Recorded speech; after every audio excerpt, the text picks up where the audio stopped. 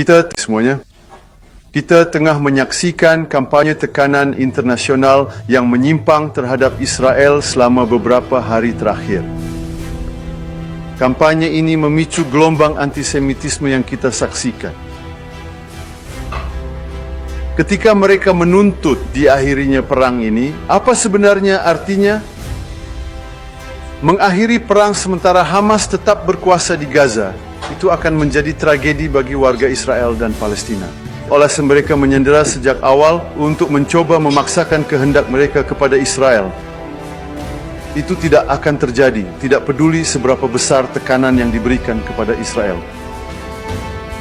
Tujuan kedua dari kampanye yang menyimpang ini adalah upaya memaksakan negara teror Palestina kepada Israel.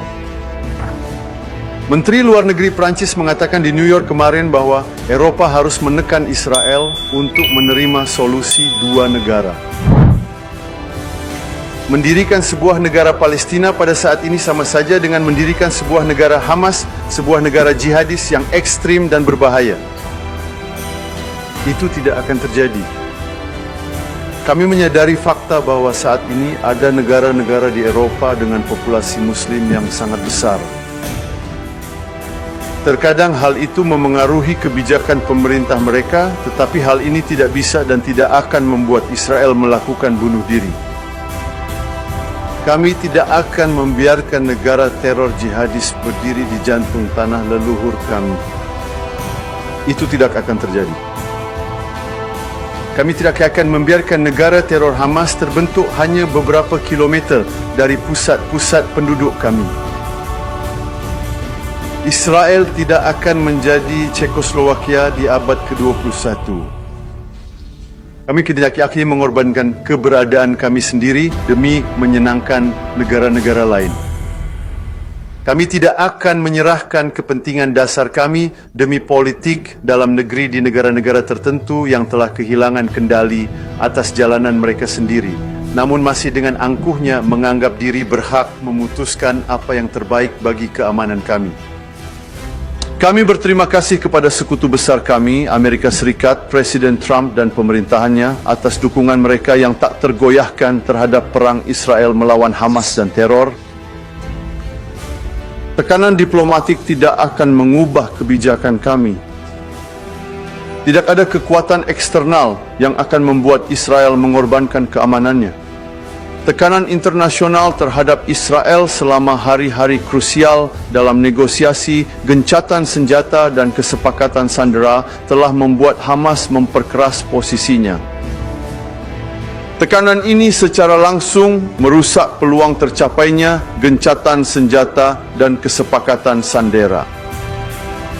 Tekanan ini justru mendorong terjadinya eskalasi militer dengan membuat sikap Hamas semakin keras. Setiap orang yang khawatir tentang situasi kemanusiaan harus bertanya pada dirinya sendiri, siapa yang bertanggung jawab atas penderitaan rakyat Palestina di Gaza? Siapa yang bertanggung jawab atas perang ini dan kelanjutannya? Hanya ada satu jawaban yang jelas, Hamas. Hamas memulai perang ini dengan pembantaian pada 7 Oktober. Hamas bertanggung jawab atas kelanjutan perang ini dengan menolak membebaskan sandera kami. Kami masih memiliki 50 sandera di Gaza. Dan dengan menolak meletakkan senjata. Oleh karena itu, tekanan internasional tidak boleh ditujukan kepada Israel. Ini apakah ada kebijakan kelaparan? Tidak, justru sebaliknya yang benar. Kami melakukan upaya luar biasa, termasuk minggu ini, dengan membuka koridor kemanusiaan, melakukan pengiriman bantuan udara, dan dengan segala cara yang memungkinkan. Bertentangan dengan kebohongan yang disebarkan di media barat atau sebagian darinya, kami tidak membatasi. Kami memfasilitasi semua pihak untuk membantu. Kami terlibat dengan berbagai negara saat ini, dengan Uni Emirat Arab, dengan Yordania, dengan Maroko, dengan Jerman yang menyatakan ingin berpartisipasi dalam airdrop, dengan Italia. Semua orang ingin membantu. Kami menyambutnya dan memfasilitasinya. Tentu saja kami bertindak sesuai dengan hukum internasional, tapi pertanyaan dasarnya di sini, apakah kami menahan bantuan atau tidak?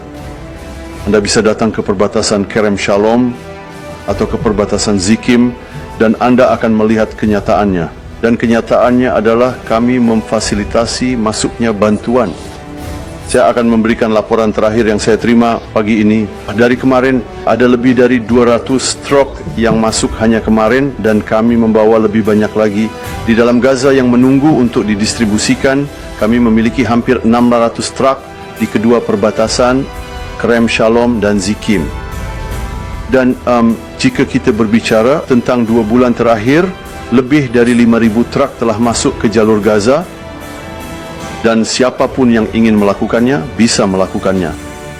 Dan sekarang, bukan hanya kita sudah mendengar alasan tentang masalah keamanan di jalan. Inilah sebabnya kami membuka koridor kemanusiaan ini. Dan ini sudah hari ketiga. Jalan-jalan tersebut, truk-truk berjalan dengan aman untuk didistribusikan, karena kami tidak ingin siapapun menggunakan alasan apapun mengapa Anda tidak bisa melakukannya dari organisasi internasional. Dan selain itu, kami memulai, dan kami sudah memulainya pada hari Sabtu dengan Angkatan Udara kami melakukan airdrop, lalu Yordania dan Uni Emirat Arab bergabung, dan negara-negara lain juga ingin bergabung. Jadi tidak ada jalur yang tidak kami gunakan. Jadi Anda tahu apa yang telah kami pelajari dengan susah payah selama perang yang sangat berat dan penuh tantangan ini adalah bahwa Anda sebaiknya tidak pernah menilai atau membuat kesimpulan tergesa-gesa tentang sesuatu atau seseorang. Tekanan militer berhasil memaksa Hamas 2 kali untuk mencapai kesepakatan sandera. Mereka datang untuk ketiga kalinya ke meja negosiasi.